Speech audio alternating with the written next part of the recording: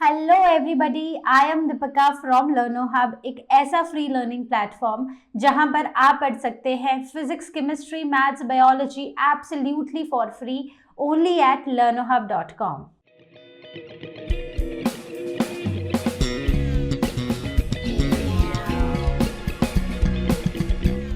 तो बच्चों, आज हम स्टार्ट करने वाले हैं ईयर 2022 का टर्म 2 के set.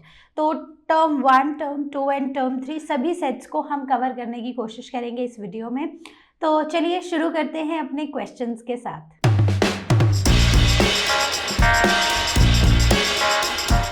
Question number 1. So the question says, name the parts of the body that gets affected by pneumonia and common cold infections.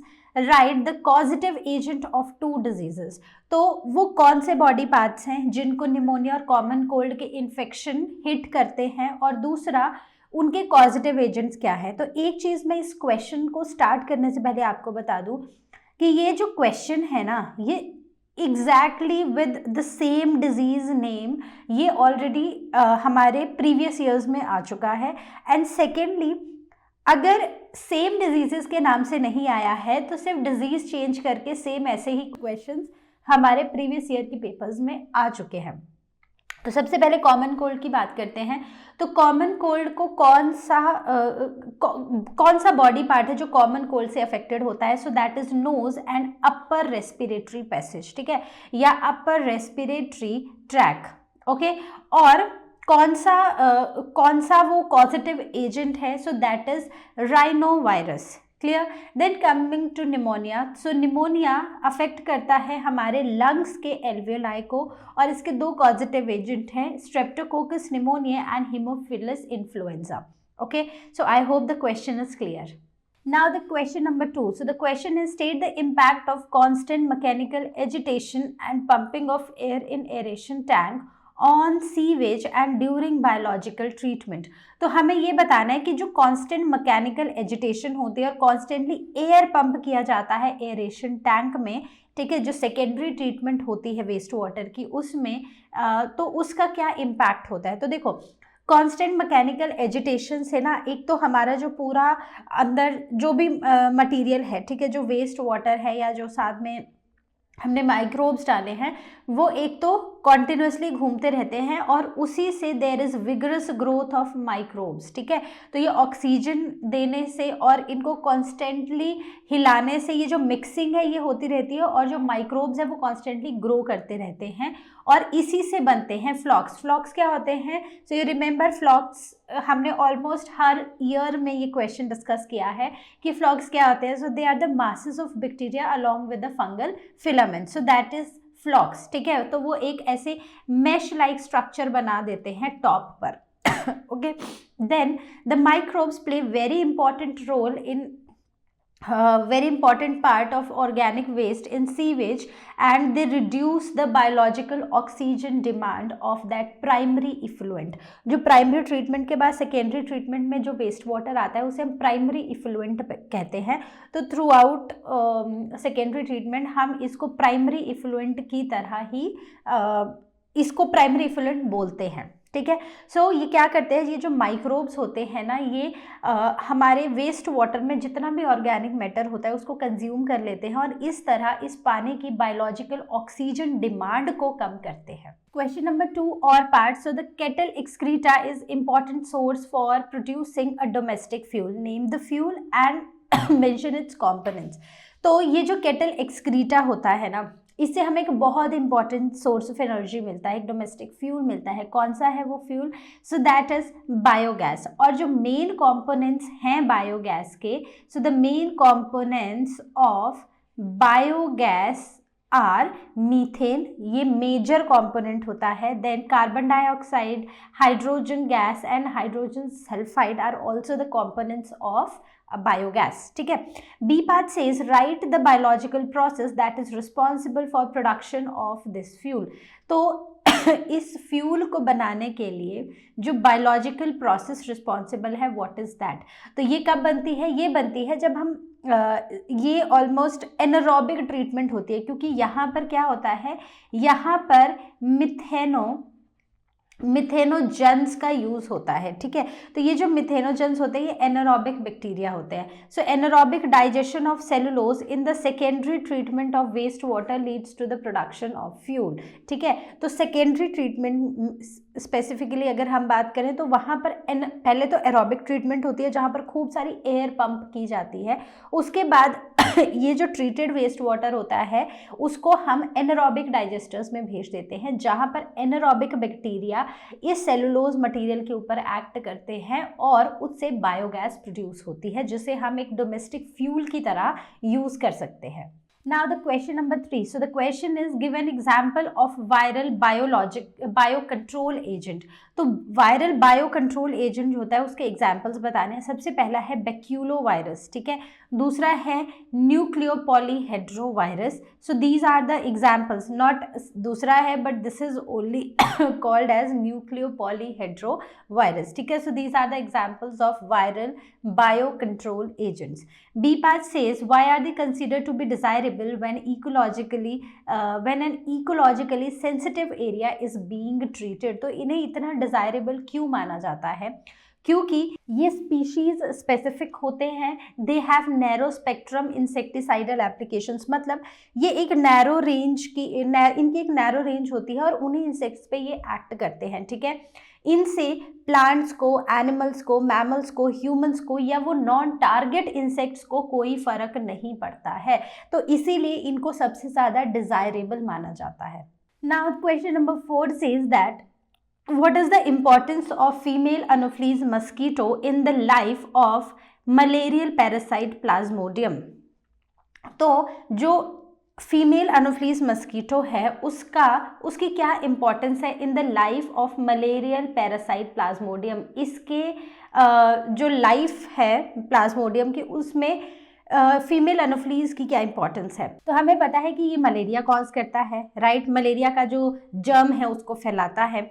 So the Plasmodium it enters the human body. जब ये Plasmodium human की body के अंदर act करता है, मतलब enter करता है एज स्पोरोजोइट। कैसे एक्ट करता है? एज स्पोरोजोइट, ठीक है। तो ये एक इन्फेक्शियस फॉर्म है through the bite of infected anopheles mosquito. तो एक अनोफ्लीज मस्कीटो है जिसके अंदर ऑलरेडी ये पैरासाइट था प्लाज्मोडियम। जब ये एनोफ्लीज मस्कीटो आके किसी ह्यूमन को बाइट करेगा तो क्या होगा? वो जो प्लाज्मोडियम है वो एंटर कर जाएगा into the body of the human as sporozoite. Okay, now the parasites initially multiply within liver cells. तो इनिशियली ये जो पैरासाइट्स है ना, ये लिवर सेल्स के अंदर मल्टीप्लाई करते हैं and they attack RBCs resulting in their rupture.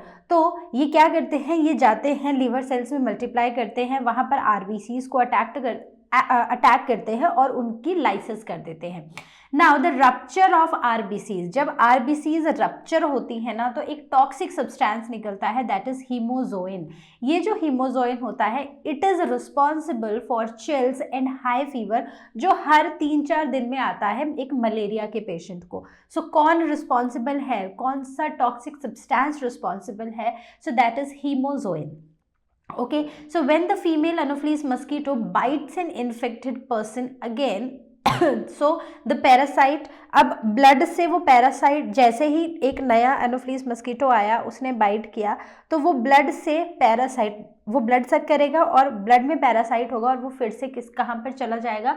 Mosquito की बॉडी में, और वहाँ पर इसकी फर्दर डेवलपमेंट होती है, ठीक है। तो आई hope this question is clear. अब फर्दर डेवलपमेंट के लिए, अब जैसे ही एक इन्फेक्टेड इंडिविजुअल को एक फीमेल एनोफ्लीज मस्कीटो ने बाइट किया, अब ये पैरासाइट सीधा उस मस्कीटो के इंटेस्टाइन में जाएगा और वहाँ पर मेल और फीमेल सेल्स जो हैं वो एक दूसरे को फर्टिलाइज करेंगे और वहीं पर क्या बनेगा? वहीं पर स्पोरोजोइट्स बनेंगे। अब जब ये स्पोरोजोइट्स मैच्योर हो जाएंगे तो ये मस्कीटो की इंटेस्टाइन से बाहर निकल जाएंगे और पहुंच जाएंगे सलाइवरी ग्लैंड्स में।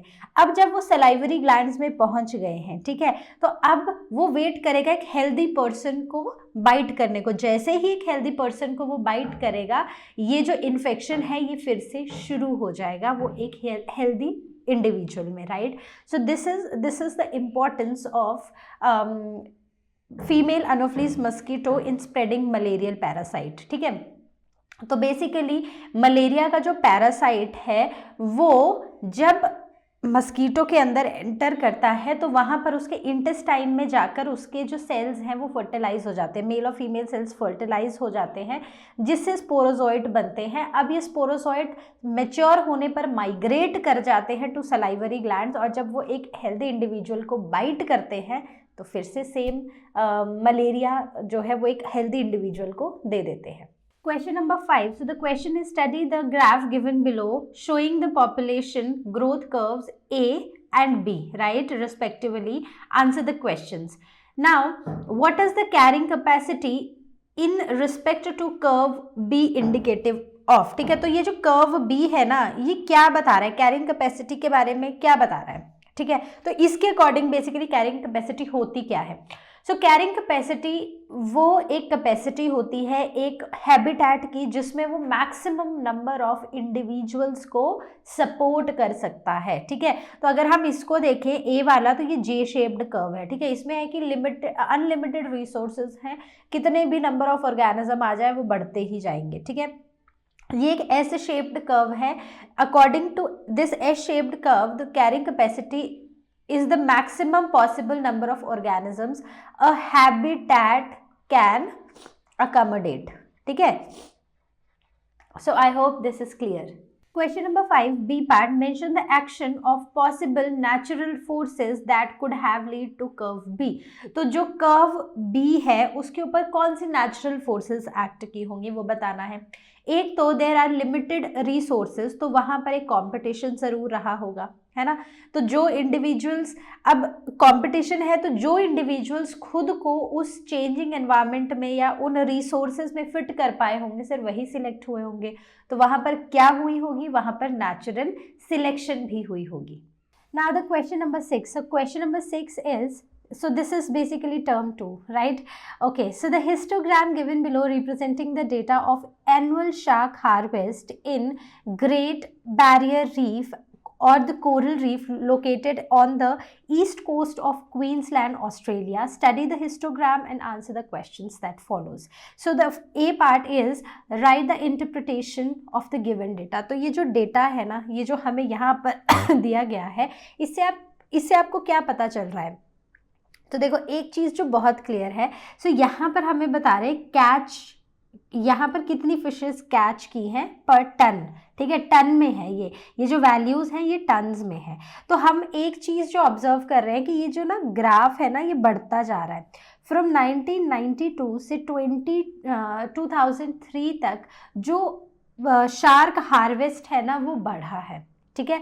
तो क्या इंटरप्रेट किया हमने इस डेटा से, the shark harvest increases over years from 1992 to 2003. B part says write the impact on the biodiversity of the area that you can interpret on the basis of given data. तो इस data को देखकर biodiversity पे impact क्या हो सकता है आपको वो इंटरप्रेट करना है।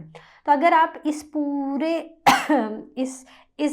इन ग्राफ्स को देखो throughout the years from 1992 to 2003, तो हमें ये पता चलेगा कि हमने कहीं ना कहीं जो एक्सेसिव हमने जो हार्वेस्टिंग की है शार्क की वो बहुत ज़्यादा हुई है। बहुत पहले कम शार्क हार्वेस्ट की जाती थी और उसके बाद ये जो एक्सप्लॉयटेशन है ये काफ़ी ज़्यादा बढ़ गई है, ठीक है। सो बायोडाइवर्सिटी जो है वो क्या हुई होगी, बायोडाइवर्सिटी कम हुई होगी ड्यू टू ओवर एक्सप्लॉयटेशन और एक्सेसिव हार्वेस्टिंग, ठीक है। So I hope this is clear. Now question number 6 or part. So the question is, stability of a community depends upon its species richness. How did David Tillman show this in his experiments? ठीक है, तो जो एक community होती है उसकी जो stability होती है वो डिपेंड करती है कि वहाँ पर कितनी स्पीशीज़ है, ठीक है, कितनी स्पीशीज़ रिचनेस है। तो डेविड टिलमैन ने एक्सपेरिमेंटली इस चीज़ को कैसे शो किया, तो डेविड टिलमैन ने कुछ आउटडोर प्लॉट्स पर कुछ एक्सपेरिमेंट्स किए जहाँ पर उन्होंने plots with more species they show less year two year variations, मतलब कुछ ऐसे प्लॉट्स थे जहाँ पर साल दर साल जो वेरिएशंस थी ना वो बहुत कम आई in biomass leading to more stability. अब मान लो कि ये है हमारा एक एरिया, ठीक है, इस एरिया को अगर हम अनडिस्टर्ब्ड रखें, यहाँ के जो स्पीशीज़ है ना ओवर एक्सप्लॉयटेशन हो, ना ही हम इस एरिया को पर्सनली मतलब जैसा अगर ये फॉरेस्ट एरिया है तो इसको वैसा ही रहने दें, तो क्या होगा, यहाँ की जो स्पीशीज़ है ना उनमें वेरिएशंस तो आएंगी लेकिन बहुत कम आएंगी, बहुत ड्रास्टिकली हमें इवोल्यूशन या ड्रास्टिकली हमें चेंजेस नहीं देखने को मिलेंगे उन पर्टिकुलर स्पीशीज़ में। So this is also suggested that increased diversity contributed to high productivity. जितनी ज़्यादा डाइवर्सिटी एक पर्टिकुलर एरिया में होती है, ठीक है, उतनी ही ज़्यादा स्टेबल वो कम्युनिटी होती है। क्यों? क्योंकि हमें पता है कि हर एक स्पीशीज़ का बहुत ही इम्पॉर्टेंट रोल है in playing in actually in ecosystem, ठीक है। अब अगर एक स्पीशीज ए है, एक बी है, सी है, डी है, ठीक है, तो हर एक स्पीशीज अपना एक रोल प्ले कर रही हैं। अगर मान लो सी स्पीशीज डी के ऊपर डिपेंडेंट है, लेकिन इसका मतलब ये नहीं है कि सी को हटाने से ए को फर्क नहीं पड़ेगा, तो इनडायरेक्टली कहीं ना कहीं ए को भी फर्क पड़ेगा। तो जितनी ज़्यादा स्पीशीज होती हैं, जितनी डाइवर्सिटी होती है स्पीशीज की एक कम्युनिटी में, उतना ही ज़्यादा वो पर्टिकुलर कम्युनिटी स्टेबल होती है। Okay, so I hope this is clear. Now the question number 7. So the question is, the data collected based on the survey conducted for species richness of group of mammals in 3 different climatic regions of the world is shown in bar given below. So Panama has nearly 560 species of mammals, Canada has 301 species of mammals, and Denmark has 67 species of mammals. So based on the species richness, identify the location of these countries in the respective climatic region given. तो यहाँ पर ना ये taxonomic richness है और ये हमारे 3 climatic reason है, पोलर, टेम्परेट और ट्रॉपिक रीजन, ठीक है। तो हमने ये देखा कि पनामा में जो स्पीशीज़ है ना मैमल्स की वो काफ़ी ज़्यादा हैं, दैट इज़ 560। तो हमें if you recall, if this is the earth, this is the equator, तो हमने ये पढ़ा है कि जैसे जैसे हम इस इक्वेटर से दूर जाते जाते हैं ना, जो स्पीशीज़ की रिचनेस है वो क्या होती जाती है, कम होती जाती है, ठीक है। तो एक ये वाला जो रीजन होता है, ठीक है, सो दीज आर ट्रॉपिक्स, ठीक है, ये भी ट्रॉपिक्स हैं, ठीक है, ये टेम्परेट है, ठीक है, so this is temperate and this is the polar region, correct. तो यहाँ पर ये जो ट्रॉपिकल रीजन्स हैं, ठीक है, ये क्या है, so this is the tropical region. यहाँ पर स्पीशीज रिचनेस जो है वो बहुत ज़्यादा है, राइट। सो दिस मीन्स कि अगर सबसे ज़्यादा मैमल की स्पीशीज़ हैं पनामा में, तो पनामा कहाँ आता होगा, तो वो आता होगा ट्रॉपिक्स में, ठीक है। सो ये ट्रॉपिक रीजन में होगा, राइट। और उसके बाद कनाडा में 301 स्पीशीज़ है, मतलब कि पनामा से कम है। तो ये कहाँ पर है, ये टेम्परेट रीजन में है, और सबसे कम देखे गए हैं डेनमार्क में। तो डेनमार्क कौन से रीजन में आता होगा, सो that will B polar region, ठीक है। तो जैसे जैसे हम इक्वेटर से दूर जाएंगे, जो स्पीशीज रिचनेस है वो डिक्रीज होती जाती है।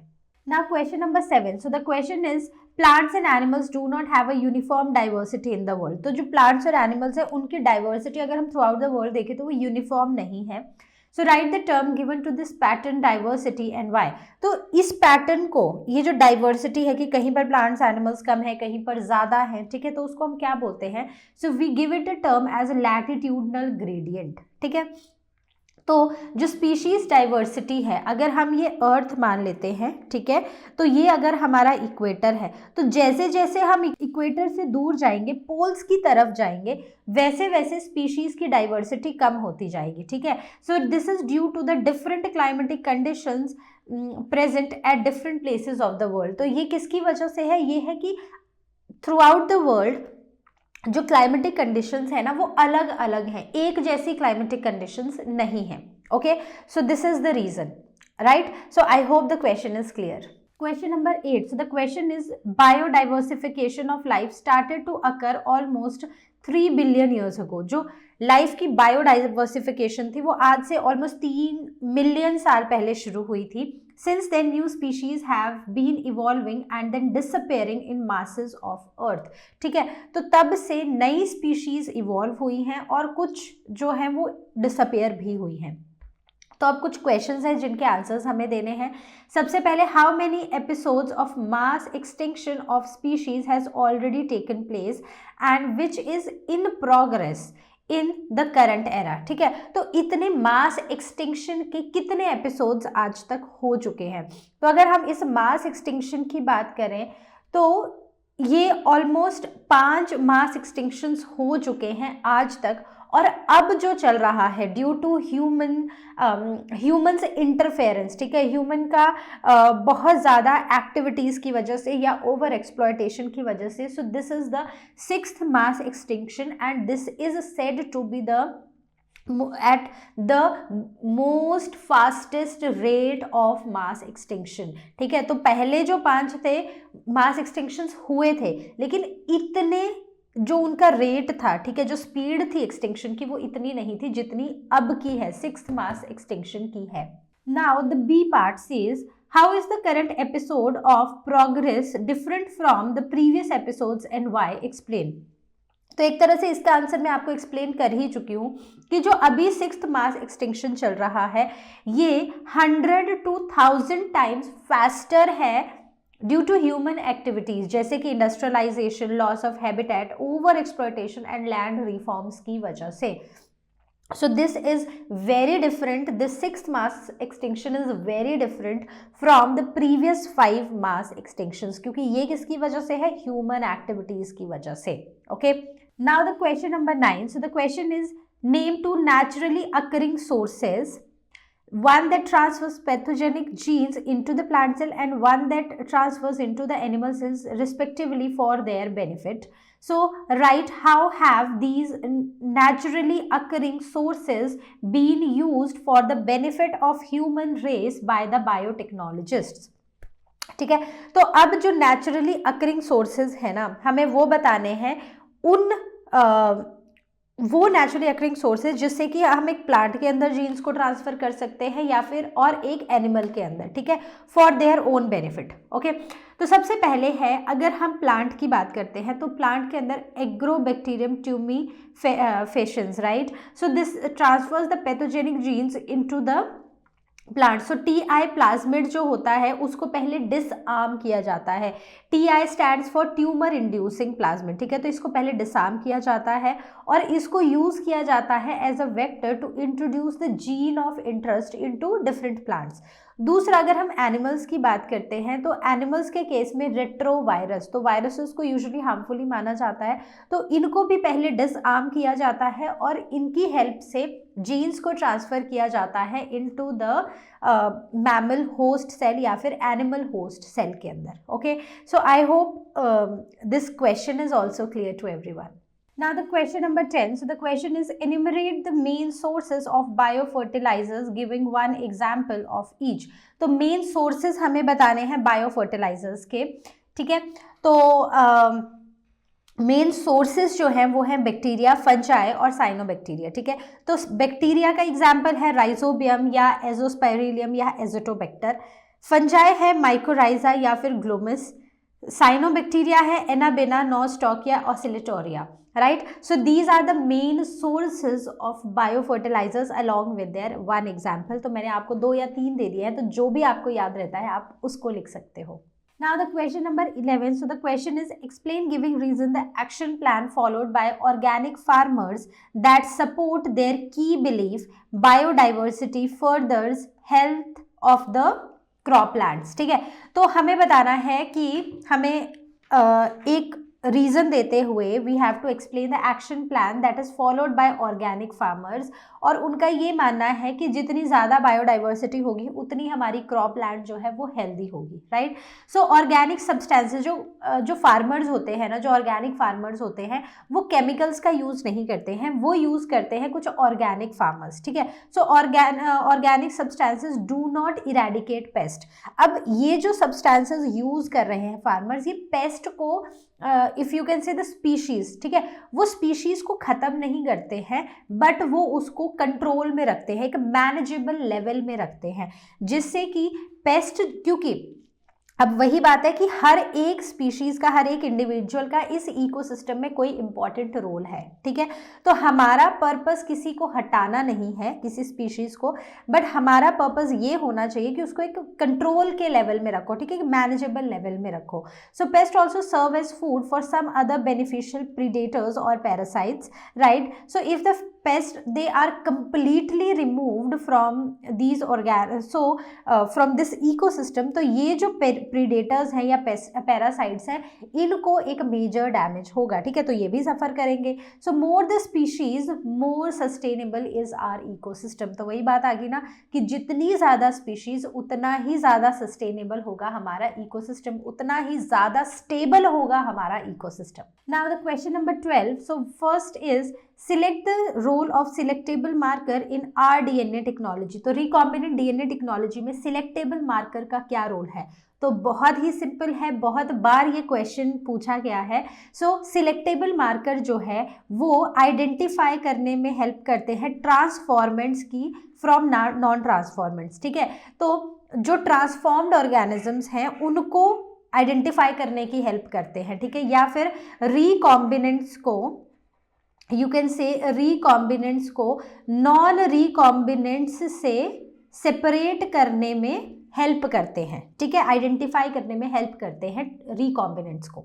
Then second part is name one such selectable marker which is consider to be useful for E coli. तो इकोलाई के लिए कोई ऐसा एक आप सिलेक्टेबल मार्कर बताओ। So the gene coding resistance to antibiotic जैसे कि ampicillin, tetracycline, kanamycin, then AMPR, ठीक है, एम्पिसिलिन रेजिस्टेंट जीन या tetracycline resistant gene. So these are the selectable markers that are considered useful for E coli.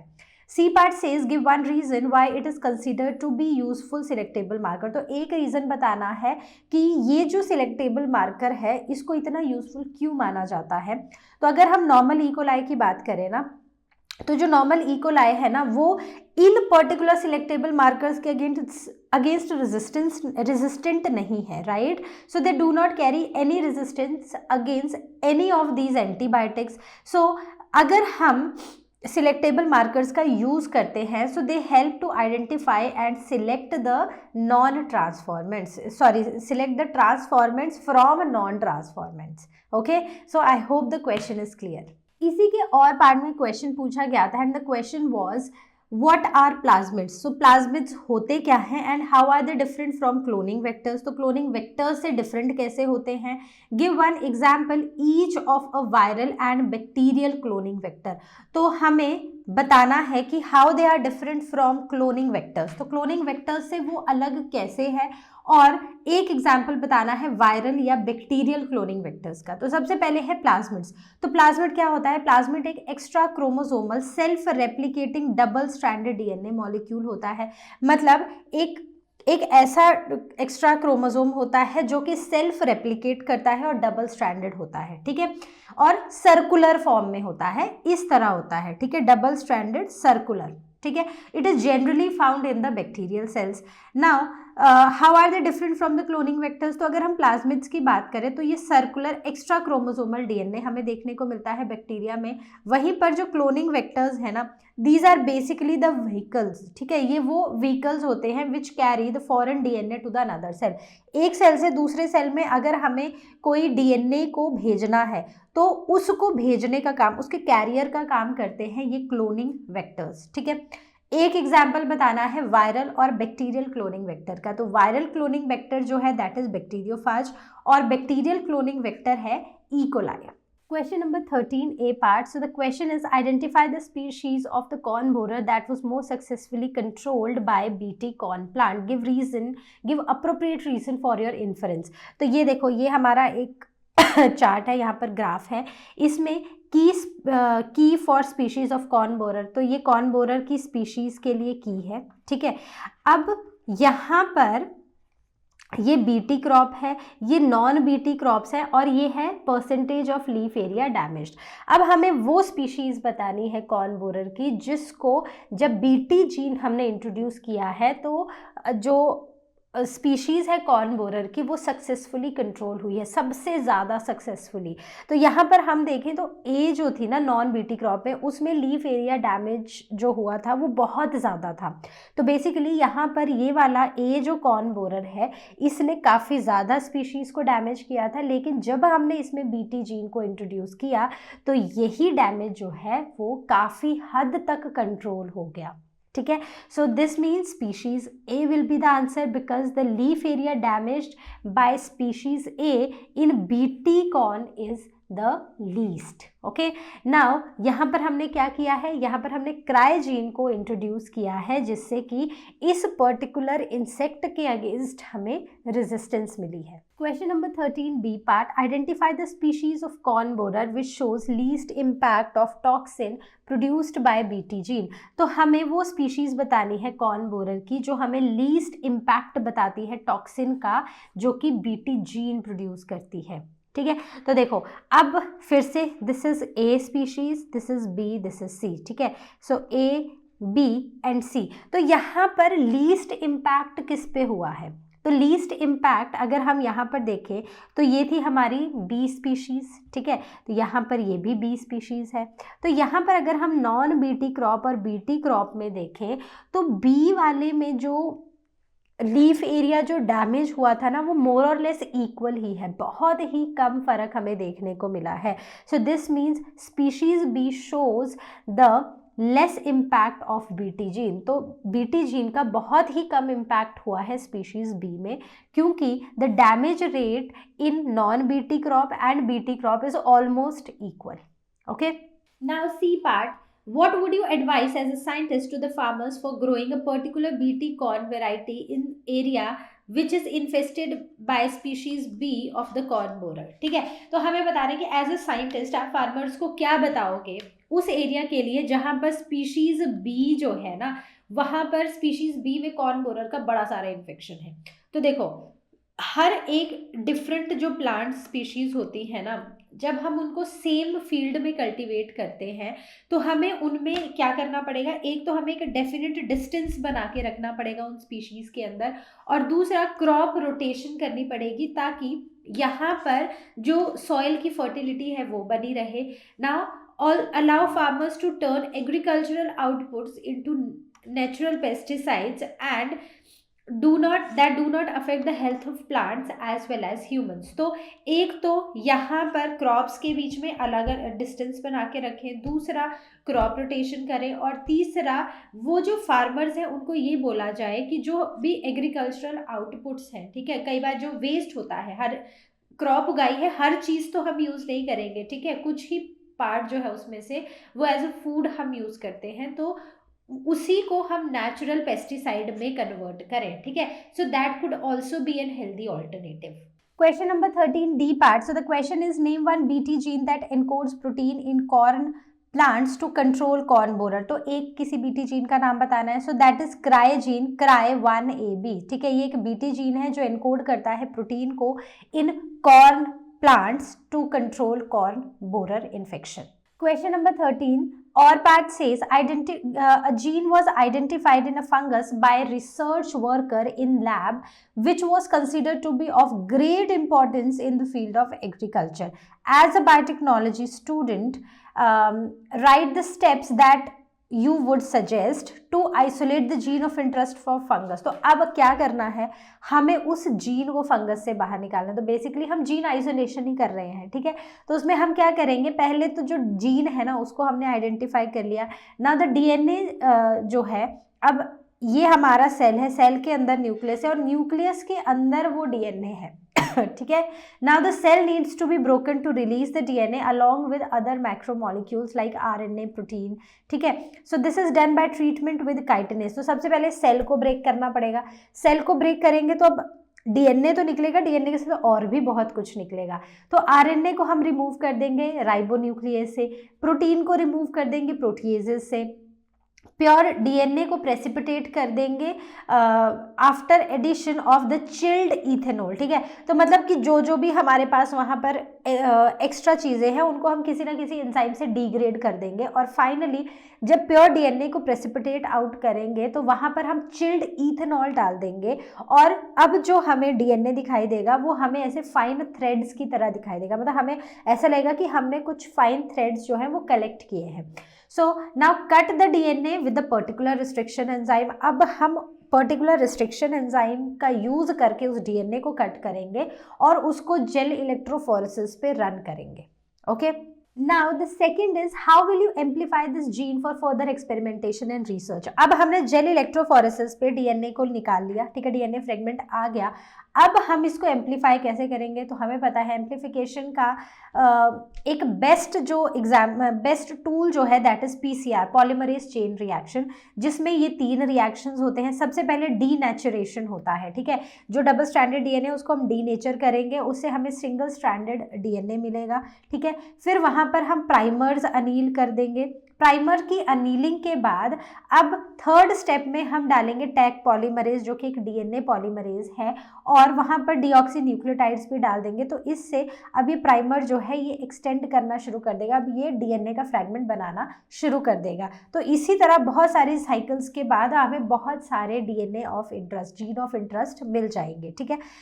अब इसमें बहुत important है आपको ये लिखना कि डीनेचुरेशन आपको पता है क्या होता है, ठीक है। तो डीनेचुरेशन में जो टेम्परेचर है वो कितना है, ठीक है। फिर हम आ जाते हैं अनीलिंग में। अनीलिंग में 50 to 60 डिग्री होगा, और फाइनली एक्सटेंशन में 72 डिग्री सेल्सियस होगा, ठीक है। इतने हाई टेम्परेचर पर भी क्योंकि डीएनए पॉलीमरेज खुद को सस्टेन कर पाता है, इसीलिए इसको हम क्या बोलते हैं, thermostable DNA. Now set 2, question number 1. So the question is through filariasis, though filariasis is not fatal, but the disease in humans is responsible for considerable suffering, gross deformity and disability. Write the scientific name of any 2 helminth worms causing the disease and state 2 chronic manifestations of filariasis, ठीक है। तो filariasis फेटल नहीं है, लेकिन जब humans की बारी आती है ना तो वो काफ़ी मतलब ह्यूमंस काफ़ी सफ़र करते हैं और ग्रॉस डिफॉर्मिटीज़ और डिसेबिलिटीज़ होती हैं, ठीक है। तो हमें वो साइंटिफिक नेम बताना है उन 2 हेलमिंथिक वर्म्स का जिससे ये पर्टिकुलर डिजीज़ होती है, और 2 क्रॉनिक मैनिफेस्टेशंस बतानी है इसकी। तो वो 2 organisms, they are Wuchereria bancrofti and Wuchereria mellalai, right. Then chronic manifestation, एक तो इसमें जो ऑर्गन्स है ना वो इन्फ्लेम्ड हो जाते हैं, inflammation of organs in which they live, जिस पर्टिकुलर ऑर्गन में ये 2 रहेंगे वहाँ पर इन्फ्लेमेशन हो जाती है। Then inflammation in the lymphatic vessels of lower limbs, तो लोअर लिम्स के जो लिम्फेटिक वेसल्स हैं उनमें बहुत ज़्यादा इन्फ्लेमेशन हो जाती है, और deformities in the genital organs, जो ह्यूमंस के जेनाइटल ऑर्गन्स हैं उनमें भी डिफॉर्मिटीज़ हो जाती हैं। So I hope this question is clear. Now the question number 2. So the question is curd is easier to digest by humans than milk. तो humans ना कर्ड को ज़्यादा अच्छे से डाइजेस्ट कर लेते हैं मिल्क से। Justify giving the two suitable reasons, ठीक है। तो जो कर्ड होता है, कर्ड में होता है लैक्टिक एसिड बैक्टीरिया, ठीक है, या लैक्टोबैसिलस बैक्टीरिया, जो एसिड बनाता है और मिल्क को कोऑगुलेट कर देता है, पहली बात, और पार्शियली मिल्क के प्रोटीन्स को डाइजेस्ट कर देता है। कौन सा protein, that is casein protein. अब क्योंकि कोऑगुलेशन और पार्शियल डाइजेशन हो चुकी है तो अब हमारी बॉडी बहुत इजीली कर्ड को डाइजेस्ट कर लेती है। Now the question number 3. So the question is, a person suffering from AIDS dies of opportunistic infection, ARC, ठीक है। So that is the infection that could have been otherwise overcome. So the first part of the question is, state one reason as to why HIV patient dies of the opportunistic infection. तो क्यों वो जो HIV patient है वो इस infection से मर गया होगा, एक रीज़न बताना है। So this occurs due to decrease in number of helper T cells या फिर वीक इम्यूनिटी। जब इम्यूनिटी वीक हो जाती है और बॉडी के हेल्पर टी सेल्स का कम हो जाते हैं तो तब एक पर्सन जो है वो इस डिजीज से सफ़र करता है। B part, give scientific name of one bacterium and one parasite which mainly attacks a person suffering from AIDS. एक बैक्टीरिया और एक parasite which mainly attacks a person suffering from AIDS. तो कौन होते हैं? बैक्टीरिया इज माइकोबैक्टीरिया और जो parasite है that is toxoplasma. Correct. Now the question number 3, third part, write the full form of the name of widely used diagnostic test for AIDS।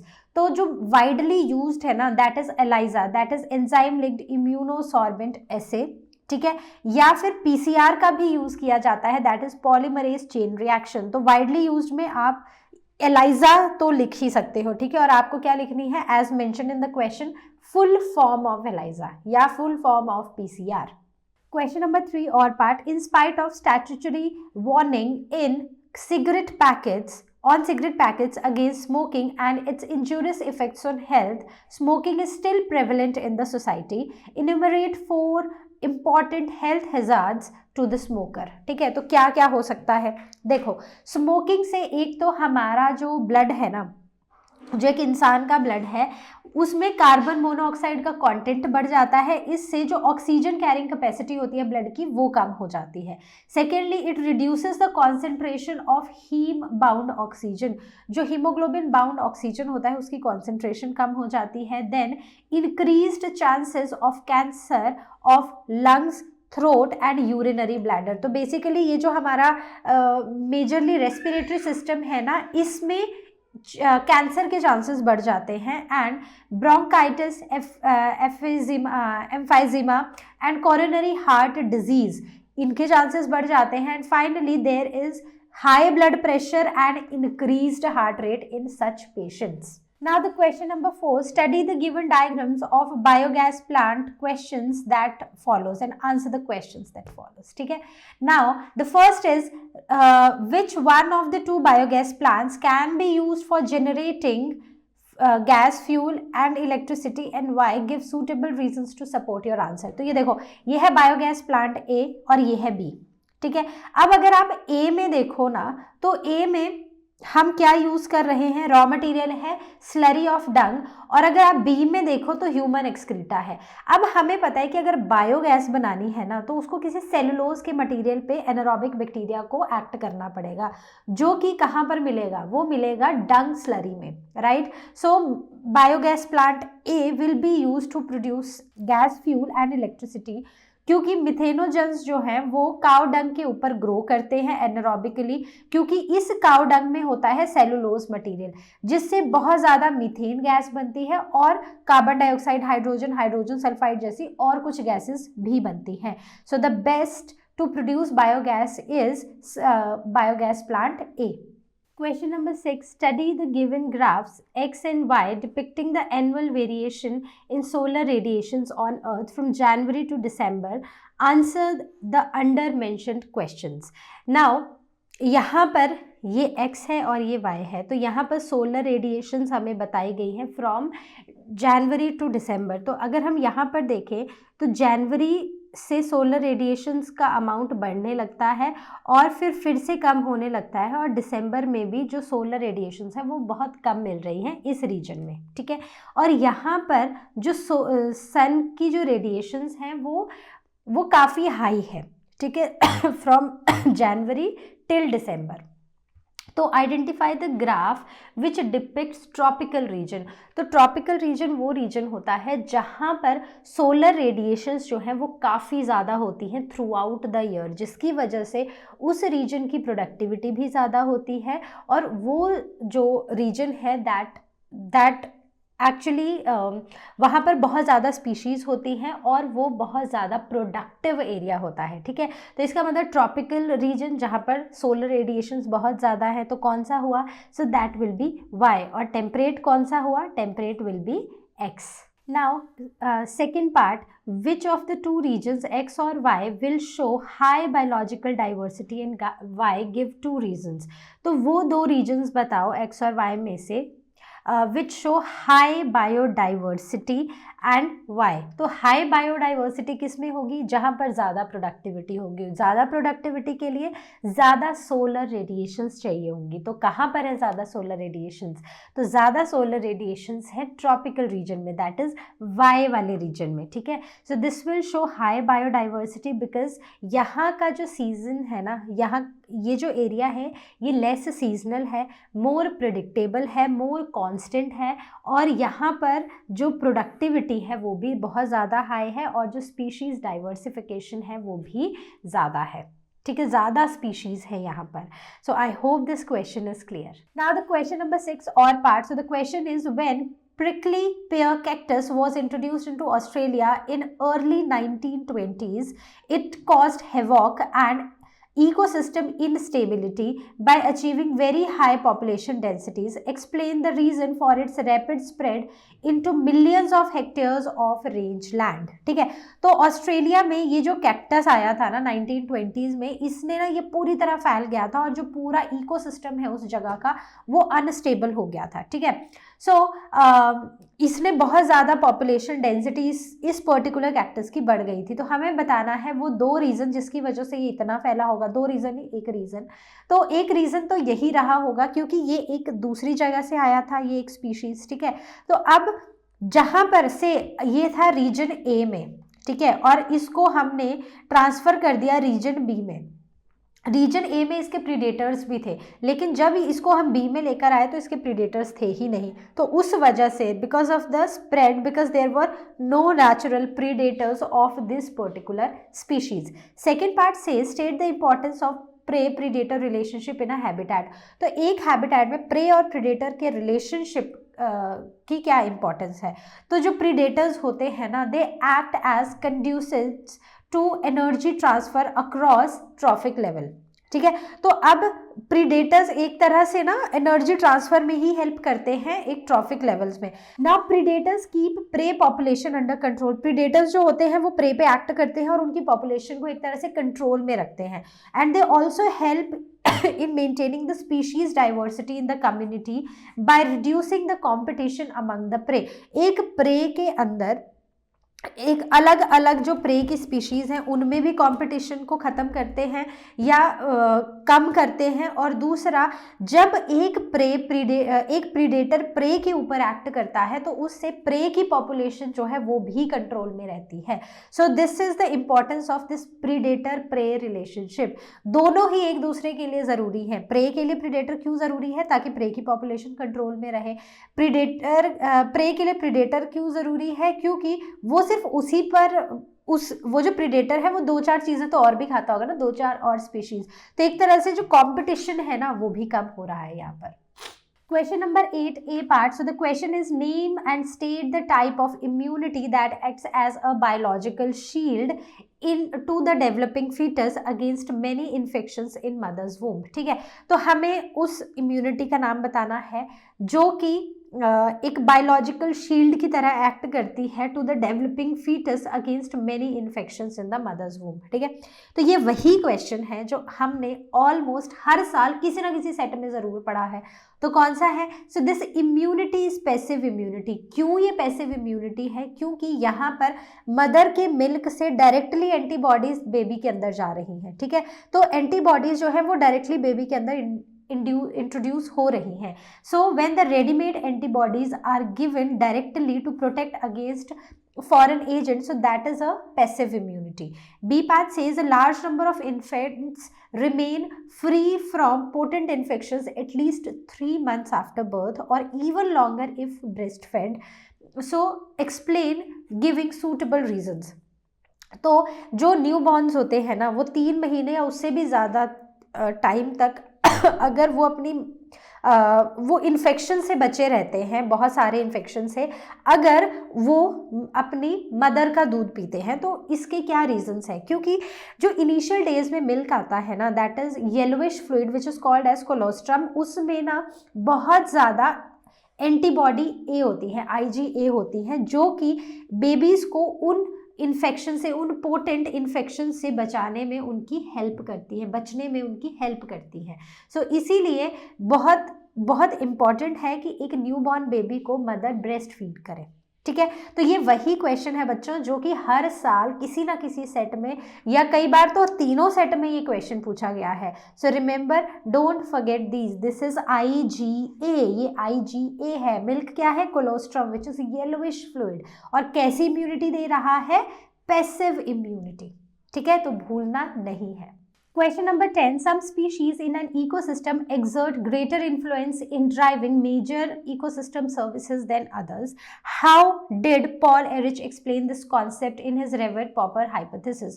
तो Paul Erich ने ना एक बड़ा ही अच्छा एग्जाम्पल दिया था हमें। So that was an aeroplane वाला, जिसमें एरोप्लेन को उन्होंने बोला कि एक इकोसिस्टम है जो कि बहुत सारे पार्ट्स से मिलके बना है और उनको ज्वाइन कर रही हैं रिवेट्स। ठीक है, रिवेट्स को उन्होंने बोला कि ये स्पीशीज है। अब मान लो कि हर एक बार प्लेन उड़ रहा है, हर एक बार एक पैसेंजर आके एक एक रिवेट लेता हुआ चला गया। ठीक है, इनिशियली तो कोई फर्क नहीं पड़ेगा, रिवेट लेके चला गया मतलब कि स्पीशीज वहां से इस इकोसिस्टम से चली गई, तो एक तरह से एक्सटिंक्ट हो गई। तो इनिशियली तो कोई फर्क नहीं पड़ रहा है, इनिशियली क्या होगा कि ठीक है एक है दो है, लेकिन अगर ये चलता ही रहेगा तो क्या होगा, एक दिन ऐसा आएगा जब हर एक पैसेंजर आके एक एक रिवेट लेते लेते ना पूरा एरोप्लेन के पूरे स्क्रूज ही खत्म हो जाएंगे। तो क्या होगा, एरोप्लेन पूरा टूट के गिर जाएगा, वो उड़ ही नहीं पाएगा।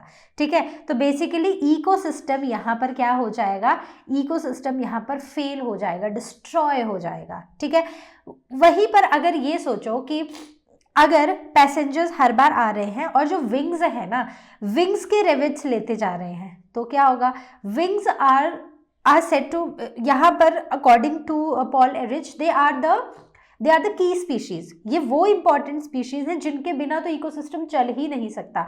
कोई एक स्पीशीज एक्सटिंक्ट हो गई तो चलेगा, ठीक है, वैसे होना नहीं चाहिए, लेकिन अगर हो गई तो देन इकोसिस्टम फिर भी खुद को संभाल लेगा। लेकिन अगर की स्पीशीज खत्म हो गई, जैसे एरोप्लेन में अगर विंग्स ही निकल गए तो एरोप्लेन तो फ्लाई नहीं कर पाएगा। So those are the key species. So if more and more rivets are removed from the plane become dangerously weak over a period of time. The loss of rivets on the wings, thought to be key species that drives major ecosystem functions, is more serious threat to the flight. ठीक है, so I hope this question is clear. So now the next question is, how has the introduction of Nile perch into the Lake Victoria in East Africa had a devastating effect on indigenous species in the lake. ठीक है, तो ये वाला वही example है जो हमने almost हर set में हर ईयर में देखा है, चाहे वहाँ पर एग्जाम्पल हमें खुद लिखना हो या फिर एग्जाम्पल ही हमसे पूछा गया हो। तो यहाँ पर जब इस एक फिश को इंट्रोड्यूस किया गया इनटू द लेक विक्टोरिया, तो वहाँ पर रहने वाली unique assemblage of ecologically unique assemblage of more than 200 killed species in the lake, they became extinct. ठीक है, second part is name two invasive weed species which have posed a threat to the extinction of the native species. तो ऐसी weed species बतानी है, invasive weed species। तो एक तो है carrot grass और दूसरा है water hyacinth, right? So these are the two invasive species that has posed threat to their native species. Now the question number 11. So the question is given below is a picture of natural large habitat that is being continuously broken into smaller patches. So this process is continuing, increasing and expanding over time due to human impact, thereby posing great risk to extinction to existence of species in a habitat. तो ये हमें दिखाया गया है। So habitat loss due to creation of patches in the habitat. तो ये original habitat था, यहाँ इस हैबिटेट में कुछ कुछ पैचेस बना दिए गए, मतलब वो किसी और चीज़ के लिए वो एरिया यूज़ कर दिया गया और बेसिकली यहाँ पर गैप्स क्रिएट कर दिए बाय ह्यूमंस। ठीक है, ह्यूमन ने अपनी एक्टिविटीज़ के लिए इस हैबिटेट में, ओरिजिनल हैबिटेट में कुछ गैप्स क्रिएट कर दिए। ओके, तो इसकी वजह से जो बायोडाइवर्सिटी होती है वो बहुत ज़्यादा अफेक्ट होती है। तो इसी के ऊपर कुछ क्वेश्चंस हैं जिन्हें हमें आंसर करना है। So the first question is, do you agree with the above statement, give 2 suitable reason in support of your answer. तो क्या आप इस स्टेटमेंट से अग्री करते हो कि अगर एक हैबिटेट का लॉस हो जाएगा ठीक है। So if there is loss in the habitat, तो अगर फ्रेगमेंटेशन होगी तो हैबिटेट लॉस होगा, तो यस। अगर हम किसी भी हैबिटेट को, अगर ये मेरा एक हैबिटेट है, यहाँ पर मैं बीच में जाके कुछ बनाने लग जाऊँ तो क्या होगा कि यहाँ की जो स्पीशीज है ना वो एक्सटिंक्ट हो जाएंगी एक तरह से, और जो दूसरी तरफ की बाहर की जो बाकी स्पीशीज थी जो इन स्पीशीज के साथ इंटरैक्ट करती थी, एक तरह से वो इंटरैक्शन भी खत्म हो जाएगा और वो स्पीशीज भी, और वो जो साइड वाला जो पूरा एरिया है ये भी अफेक्ट होगा, right. So yes, the degradation of habitats by fragmentation threatens the survival of many species which require large territories and this leads to decline in the population. Okay, B part says write ecological term used for patches formed in an original habitat. तो original habitat में जब हम patches बना देते हैं तो उसको हमें क्या term देते हैं? So we give a term fragmentation. So what we are doing? We are fragmenting this habitat. ठीक है, तो पहले नेचुरल था और ये जो है हमने बीच बीच में पैचेस ले लिए, तो हमने क्या किया, इस हैबिटेट को फ्रेगमेंट्स में डिवाइड कर दिया. So this is called as fragmentation. Question number 12, an application of biotechnology in agriculture involves production of pest resistant plants using cry gene from bacterium. ठीक है, so name the bacterium, explain why cry gene kills pest and not bacterium itself. तो एक application है biotechnology की agriculture में जहाँ पर जो which involves production of pest resistant plants using क्राइजीन. ठीक है, तो हम क्राइजीन का यूज़ करते हैं और पेस्ट रेजिस्टेंट प्लांट्स बनाते हैं बायोटेक्नोलॉजी में. तो उस बैक्टीरियम का नाम बताओ जहाँ से क्राइजीन मिलता है, तो सबको पता है कौन सा है. So that is bacillus thuringiensis, राइट. Now explain why cry genes kill pests but not the bacteria. तो बहुत ही सिंपल है. अब जब ये जो ये जो बीटी टॉक्सिन होता है ना, जब ये होता है एक बैक्टीरिया के अंदर, ठीक है, तो ये कैसा होता है. So this is a protoxin. ठीक है, प्रोटॉक्सिन जो है, जब ये जो बीटी टॉक्सिन है ये चला जाता है इंजेस्टेड बाय इंसेक्ट. जब इसको एक इंसेक्ट इंजेस्ट कर लेता है तो उसकी जो गट का पीएच होता है वो कैसा होता है, अल्कलाइन. तो अल्कलाइन होने की वजह से ये जो टॉक्सिन है ना ये एक्टिवेट हो जाता है. ठीक है, ये एक्टिवेट हो जाता है. अब इंसेक्ट की जो गट है ना वहाँ पर ये बना देता है pores in the gut of insect. अब इससे गट की इंसेक्ट की गट में स्वेलिंग हो जाती है और लाइसिस हो जाती है और इससे वो जो इंसेक्ट है वो मर जाता है.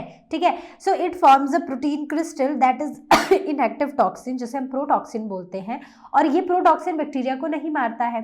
अब जब प्रोटॉक्सिन इंसेक्ट इंजेस्ट करता है तो वो उसकी गट में सॉल्युबलाइज हो जाता है due to alkaline pH of the insect gut, और उसकी वजह से वो उसके जो गट है उसमें पोर्स बना देता है, गट में स्वेलिंग हो जाती है, लाइसिस हो जाती है सेल्स की, और फाइनली जो इंसेक्ट है वो मर जाता है.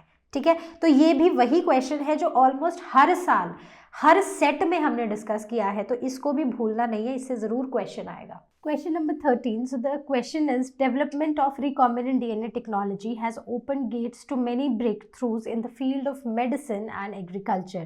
So this has enabled scientists to isolate, sequence and manipulate individual genes obtained from diverse living or dead cells.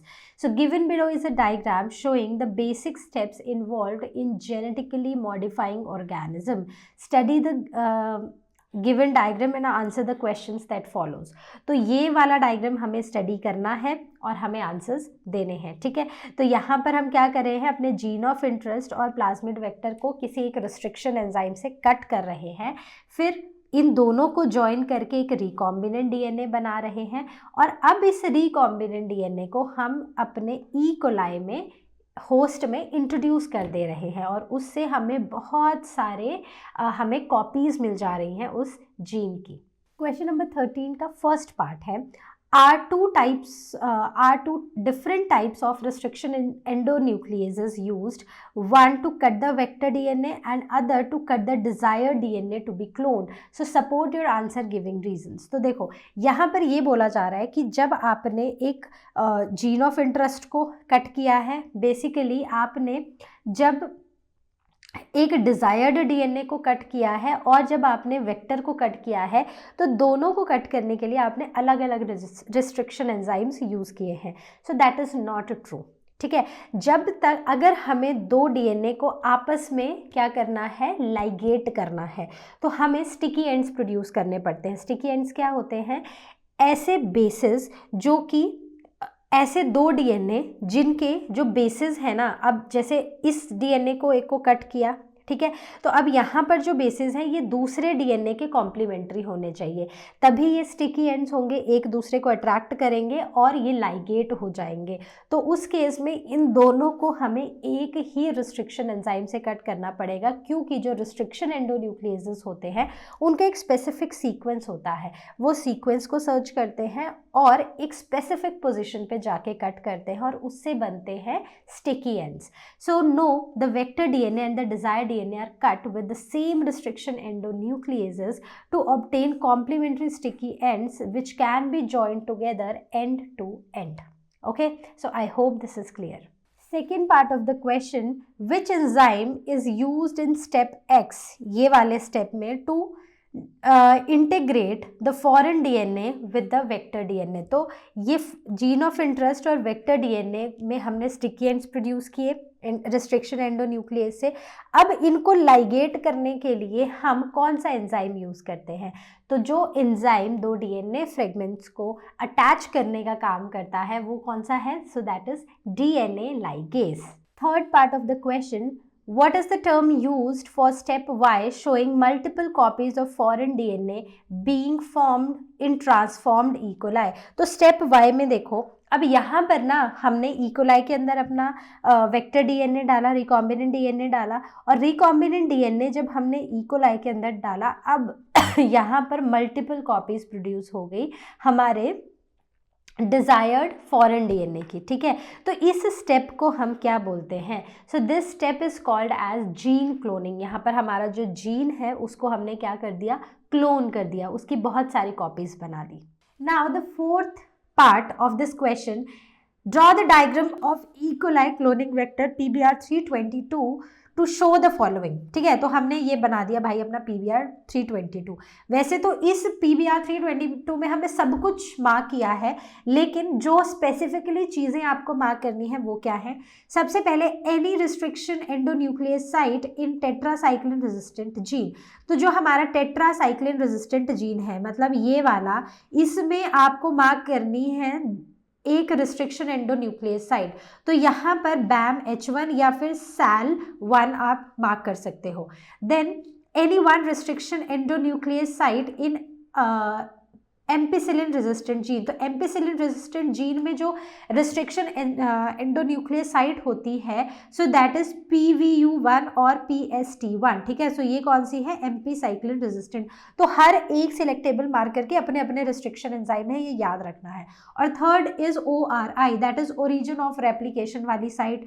तो यहाँ पर आप एक ओरिजिन ऑफ रेप्लिकेशन वाली साइट भी मार्क कर दोगे. तो इसी के साथ ये डायग्राम हो जाएगा complete. Now fifth part of this question 13, what does ROP code in the plasmid PBR322. तो ROP किसको कोड करता है? ये कोड करता है एक प्रोटीन को जो कि प्लाज्मिड की रेप्लिकेशन में हेल्प करता है. ठीक है, so codes for protein involved in replication of plasmid. Now, our part of this question is RNA interference. RNAi holds great potential as therapeutic agent for the treatment of human diseases and as biological agent for controlling pests in the agricultural fields. So, an experiment was conducted to study the use of such RNA interference for the potential treatment of disorders of cholesterol metabolism. ठीक है, तो RNA की silencing करनी है basically. So, some people possess genetic mutations with elevated levels of APOB gene which predisposes them to coronary artery disease. So lowering the amount of APOB can reduce the number of lipoproteins and lowers the blood cholesterol. Tracy Zimmerman and his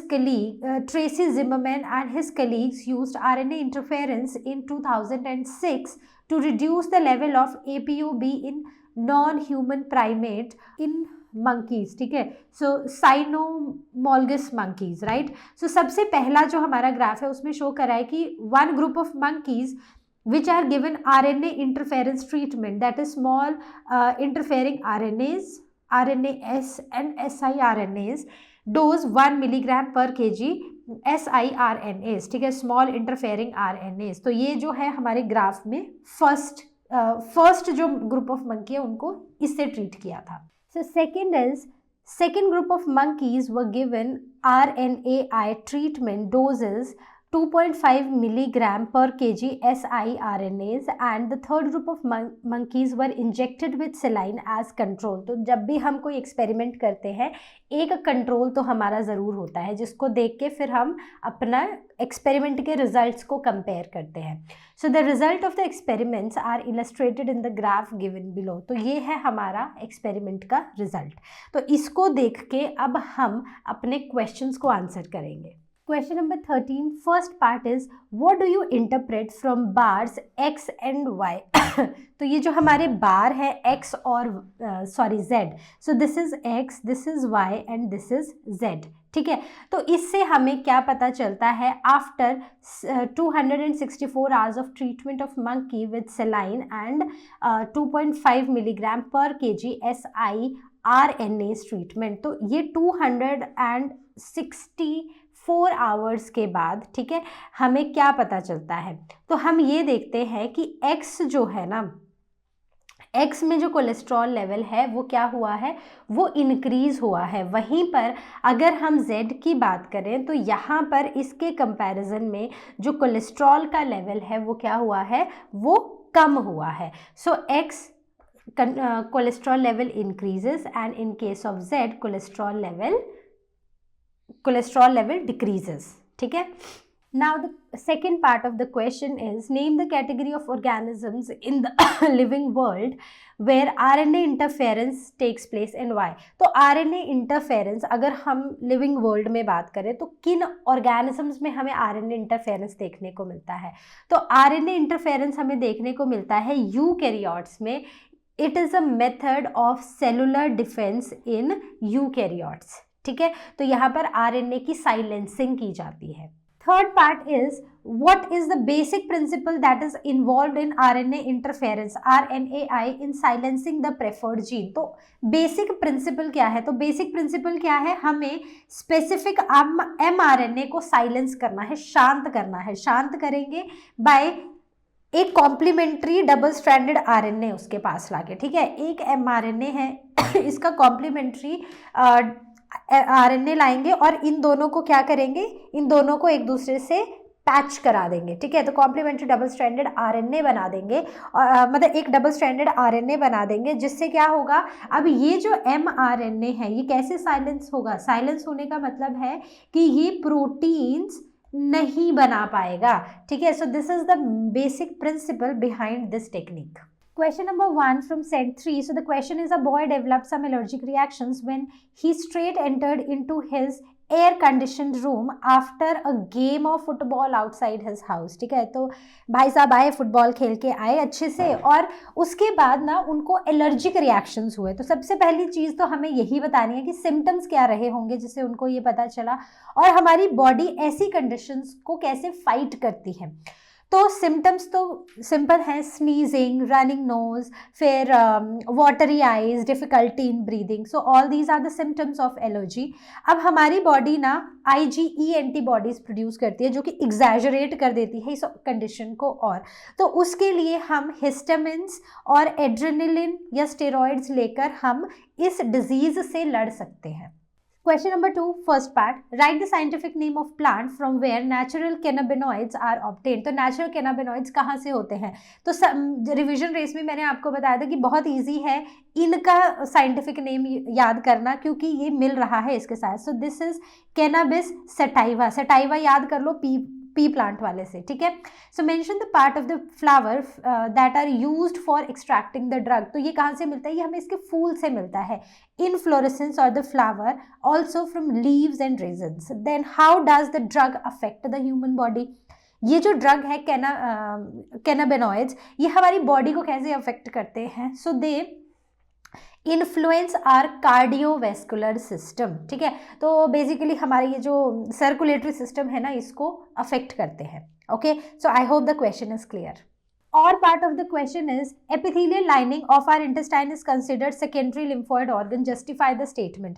तो जो secondary lymphoid organs है ना, तो epithelial lining को intestine की हम secondary lymphoid organ बोलते हैं। ऐसा क्यों? तो जो secondary lymphoid organ है, उनका क्या काम होता है? उनका काम होता है एंटीजन की इंटरैक्शन विद द एंटीबॉडी, एक तरह से, ठीक है। So it is the site of interaction of lymphocytes with antigens. तो ये वही साइट, लिम्फोसाइट्स जो हैं वो प्रोलिफरेट करते हैं यहाँ पर टू बिकम इफेक्टर सेल्स, ठीक है। एंटीजन के साथ इंटरैक्ट करते हैं और इफेक्टर सेल्स बनाते हैं। Question number 3, farmers often suggest to use the following organisms in their croplands so as to improve the soil fertility, explain। तो फार्मर्स इन ऑर्गेनिजम्स को यूज करने के लिए बोलते हैं अपनी क्रॉपलैंड्स में। तो हमें बताना है कि क्यों। सबसे पहले है राइजोबियम और दूसरा है एनाबिना। राइजोबियम जो होता है वो क्या होता है? It is a symbiotic bacteria जो लेग्यूमिनस प्लांट्स की रूट्स में होता है और ये नाइट्रोजन फिक्सेशन में हेल्प करता है। तो इससे क्या होता है? सॉइल की फर्टिलिटी इंक्रीज होती है, नाइट्रोजन फिक्स होती है, सॉइल नाइट्रोजन रिच हो जाती है।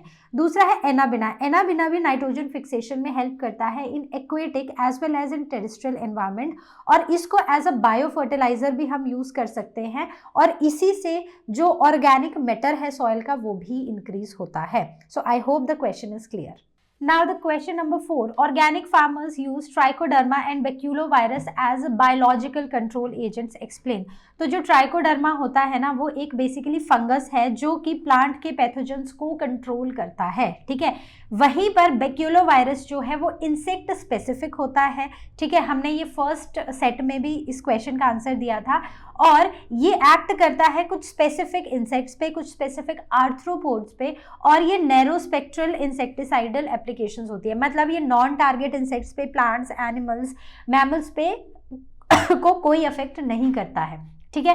So they can be used in integrated pest management, जिसे हम IPM भी बोलते हैं in short, in ecological sensitive areas, और इनका कोई भी इफेक्ट नहीं होता है प्लांट्स पे, एनिमल्स पे, या फिर नॉन टारगेट इंसेक्ट की स्पीशीज पर। Now the sixth question, so question number 6 says, ये हमारी पॉपुलेशन डेंसिटी है, राइट। तो यहाँ पर पॉपुलेशन डेंसिटी में जब भी इमिग्रेशन होती है तो वो पॉपुलेशन डेंसिटी को बढ़ाती है, जब ई माइग्रेशन होती है तो वो पॉपुलेशन डेंसिटी को घटाती है, ठीक है। अब बी और ए हमें आइडेंटिफाई करने हैं। So observe the schematic representation given above and answer the questions, ठीक है।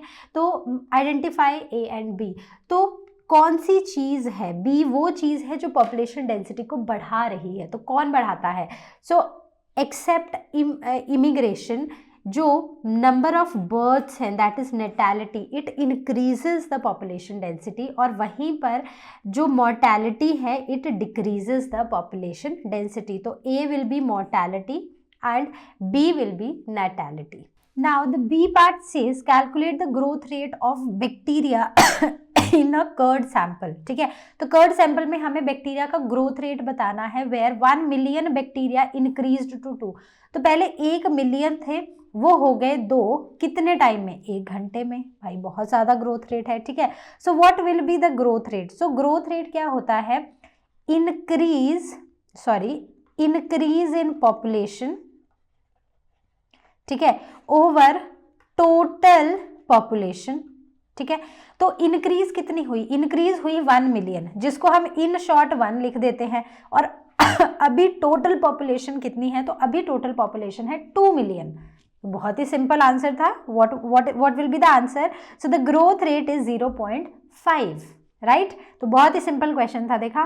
तो आई होप आपको समझ भी आया होगा। Now the question number 6 says identify the type of pyramid given. अब बिलो नहीं है, अब ये अबव हो चुका है। Right the identifying features on the basis of which you identified it. तो अगर हम इस पिरामिड को ध्यान से देखें तो यहाँ पर ये हमें प्री रिप्रोडक्टिव एज वाले इंडिविजुअल्स बता रहा है, यहाँ पर रिप्रोडक्टिव और पोस्ट रिप्रोडक्टिव। तो जो प्री रिप्रोडक्टिव वाले इंडिविजुअल्स हैं उनका नंबर जो है वो रिप्रोडक्टिव वाले इंडिविजुअल से ज़्यादा है, और रिप्रोडक्टिव वाले जो इंडिविजुअल्स हैं उनका नंबर पोस्ट रिप्रोडक्टिव वाले इंडिविजुअल से ज़्यादा है। ठीक है, तो ऐसे पिरामिड को हम क्या बोलते हैं, we call it as expanding age pyramid. क्यों? क्योंकि जो number of individuals pre reproductive age में हैं they are more than the reproductive and post reproductive age groups. Now the question number 7A part. So the question is write complete name of diagnostic test of AIDS. ठीक है, तो ये हमने set 2 में भी किया था. So that is ELISA, enzyme linked immunosorbent assay, and explain the principle on which it works. So it is based on the principle of antigen antibody interaction. Now HIV infections they can be detected by the presence of antigen. ठीक है, तो अगर body में antigen है या फिर हम antibodies, हमारी बॉडी ने जो एंटीबॉडीज सिंथेसाइज की हैं हम उनको देख लेते हैं उस पर्टिकुलर एंटीजन के against. So this is the principle of ELISA. B part says name the type of genetic material present in AIDS causing pathogen. तो जो AIDS कॉज करता है ना पैथोजन, उसमें उसका जो जेनेटिक मटेरियल है वो क्या होता है. तो जेनेटिक मटेरियल सिर्फ 2 होते हैं, RNA और DNA. ठीक है, सो मतलब DNA और RNA. तो जो करेक्ट आंसर यहाँ पर होगा that is RNA. Question number 8. A patient complains to suffer from constipation, stomach ache and stool with blood clots and excess mucus. So physician diagnosed it as amoebiasis after stool test. So write the scientific name of microbes identified in the stool sample. तो जो identify किया है इस stool sample में, तो patient को क्या है, कॉन्स्टिपेशन है, पेट में दर्द हो रहा है, ब्लड क्लॉट्स हैं उसके स्टूल में, बहुत ज़्यादा म्यूकस है, तो उनको डायग्नोज किया है एमेबाइसिस से स्टूल टेस्ट के बाद. तो आपको ये बताना है वो माइक्रोब, उसका साइंटिफिक नेम जो स्टूल टेस्ट में आइडेंटिफाई हुआ है. So that is entamoeba histolytica. ठीक है, so how do you think the patient has been contracted it. तो ये एंटामेबा हिस्टोलिटिका बेसिकली क्या है, कहीं ना कहीं पेट में इन्फेक्शन सा है ना. तो it is due to contaminated food and contaminated water. Then the next one is write your suggestions to the patients to avoid infections in future. तो in future अगर इस patient को infection को avoid करना है तो patient को क्या करना चाहिए. तो patient को एक सीधी सादी एक ज़िंदगी जीनी चाहिए जिसमें उसको साफ़ पानी पीना चाहिए, साफ़ खाना खाना चाहिए और अपनी पर्सनल हाइजीन का यूज़ करना चाहिए और अपने आसपास का जो वाटर रिजर्वायर है वहाँ पर पीरियोडिक क्लीनिंग करनी चाहिए. ठीक है, so I hope this is clear. Question number 10. Write the inference drawn by Alexander von Humboldt after his extensive exploration of South American jungles. तो Alexander von Humboldt ने क्या, जब उन्होंने साउथ अमेरिकन जंगल्स को एक्सप्लोर किया तो उन्होंने क्या इन्फ्रेंस ड्रॉ किया. तो उन्होंने एक चीज़ नोटिस की कि जैसे जैसे हम अपना एरिया ऑफ रिसर्च बढ़ाते जाते हैं वैसे वैसे स्पीशीज़ रिचनेस बढ़ती जाती है और एक लिमिट तक बढ़ती है और उसके बाद स्पीशीज़ रिचनेस बढ़ना बंद हो जाती है. So species richness increased with increasing explored area but up to a certain limit. B part says study the graph given below as per the Alexander von Humboldt. What do symbols S, A, Z, C in the graph stands for in respect of species area relationship. ठीक है, तो S, C, A, Z. ठीक है, तो ये सब कुछ हमें दिया हुआ है. तो S क्या है, तो S की अगर हम बात करें S is the species richness. ठीक है, A is the area. ठीक है, Z जो है it is the regression coefficient and C is called as the Y intercept. तो बहुत ही सिंपल क्वेश्चन था, आपको सिर्फ ये बताना है कि इन चारों का यहाँ पर क्या मतलब है. That's it.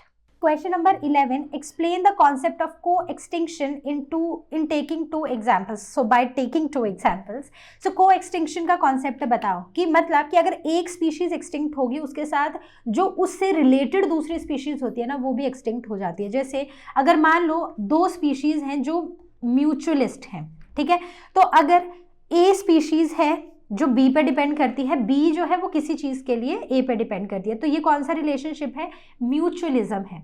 तो अगर ए एक्सटिंक्ट हो जाएगी तो ऑटोमेटिकली थोड़े टाइम बाद बी भी एक्सटिंक्ट हो जाएगी, राइट। तो इसका एग्जाम्पल है, अगर वो होस्ट फिश की स्पीशीज जो है वो एक्सटिंक्ट हो जाती हैं तो जो पैरासाइट्स हैं जो उस स्पीशीज पे एक्ट करते थे फिश पे, वो भी धीरे धीरे एक्सटिंक्ट हो जाएंगे। म्यूचुअलिज्म में जहां पर प्लांट्स हैं और पॉलिनेटर्स हैं, अब मान लो pollinators 85% of the pollination is done by bees. हर बार मैं आपको एक ही चीज बताती हूँ। तो ये जो बीज हैं, अगर बीज एक्सटिंक्ट हो जाएंगी तो वो प्लांट्स जिनको बीज पॉलिनेट करती हैं वो भी एक्सटिंक्ट हो जाएंगे।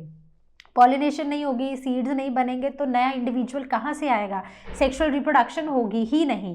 सो this leads to the extinction of the other species.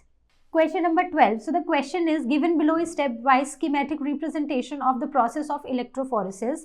Identify the alphabets representing anode, smallest and lightest DNA strand in the matrix and agarose gel. तो देखो एनोड कहाँ पर है, anode is what, anode is positively charged. तो जहां पर हम DNA load करते हैं वो वाली साइड क्या होती है, नेगेटिवली चार्ज्ड, और उससे ऑपोजिट साइड क्या होती है, पॉजिटिवली चार्ज्ड। ठीक है, तो अगर ये पॉजिटिवली चार्ज है, so this means this is a node. तो which alphabet is telling us that ये पॉजिटिवली चार्ज साइड है, सो दैट इज एस। ठीक है, स्मॉलेस्ट और लाइटेस्ट डीएनए कहाँ पर देखने को मिलेगा, जितना हल्का डीएनए होगा वो जेल इलेक्ट्रोफोरेसिस में उतना फास्टर मूव करेगा, उतना दूर तक जाएगा। ठीक है, तो यहाँ पर वेल्स में हमने लोड किया है तो जो सबसे दूर तक गया है दैट इज आर। तो R will be the smallest और द लाइटेस्ट डीएनए। देन ये वाला जो पोर्शन है दैट इज एग्रोज जेल। ये क्या है, this is the agarose gel. ठीक है, जहां पर हम इलेक्ट्रिसिटी प्रोवाइड करके अपने डीएनए को सेपरेट आउट करते हैं, डीएनए फ्रेगमेंट्स को सेपरेट आउट करते हैं। So I hope the question is clear. Question number 12 B part, what is elution, state the importance of elution in the process. तो elution क्या होता है, बेसिकली हम it is the process of cutting out of separated bands of DNA। Agarose gel से जब हम DNA के bands को सेपरेट आउट करते हैं ना, सो दैट इज इल्यूजन, राइट। अब इसकी क्या इंपॉर्टेंस है, इससे हमें प्यूरिफाइड डीएनए मिलते हैं। मतलब purified DNA is used in recombinant DNA technology and genetic engineering. Purified DNA मिलेगा और इसको हम रिकॉम्बिनेंट डीएनए और जेनेटिक एक्सपेरिमेंट्स में यूज करेंगे। Question number 13, read the paragraph given below and answer the questions that follow. So enzyme Taq polymerase is extracted from a eubacterial microorganism. ठीक है, so organism Thermus aquaticus and Yellowstone National Park in Montana, USA and isolated by Sheen et al. In 1976. So Taq polymerase successfully replaced the DNA polymerase from E. coli that was being used in PCR earlier and this shift revolutionized PCR technique. तो बताओ कि जब ये हुआ ये क्यों हुआ। ठीक है, so Taq polymerase after the discovery replaced E. coli DNA polymerase in PCR technique. ठीक है, तो हमने ई कोलाई से जो डीएनए आइसोलेट किया था उसको हमने रिप्लेस कर दिया टैग पॉलीमरेज से। ठीक है, तो रीजंस दो and why was the need felt for the change. अब जो ई कोलाई वाला डीएनए पॉलीमरेज था ना, एक तो जब टेम्परेचर बहुत हाई हो जाता था, क्योंकि जो हमारा थर्ड स्टेप है ना वो ऑलमोस्ट 74 डिग्री सेल्सियस पे चलता है, तो वहां पर ये डीनेचर हो जा रहा था, इनएक्टिव हो जा रहा था। तो इसीलिए जो थर्मस एक्वेटिस था वो एक थर्मोस्टेबल एंजाइम था जिसको हमने रिप्लेस जिसको हम ले आए in place of E coli DNA polymerase, जो हाई टेम्परेचर्स पर भी पॉलीमराइजेशन करना पॉसिबल था। Okay, now second part, what is primer and its importance in PCR. तो वो जो हम अनीलिंग वाला स्टेप करते हैं ना, सेकेंड स्टेप, उसमें हम क्या करते हैं, उसमें हम लेते हैं प्राइमर्स। तो प्राइमर्स क्या होते हैं, ये स्मॉल केमिकली सिंथेसाइज्ड ओलिगोन्यूक्लियोटाइड्स होते हैं that are complementary to the region of genomic DNA. वो जीनोमिक डीएनए के कॉम्प्लीमेंट्री होते हैं and they help in extension of complementary DNA strand. वो कॉम्प्लीमेंट्री डीएनए स्ट्रैंड की एक्सटेंशन में हेल्प करते हैं।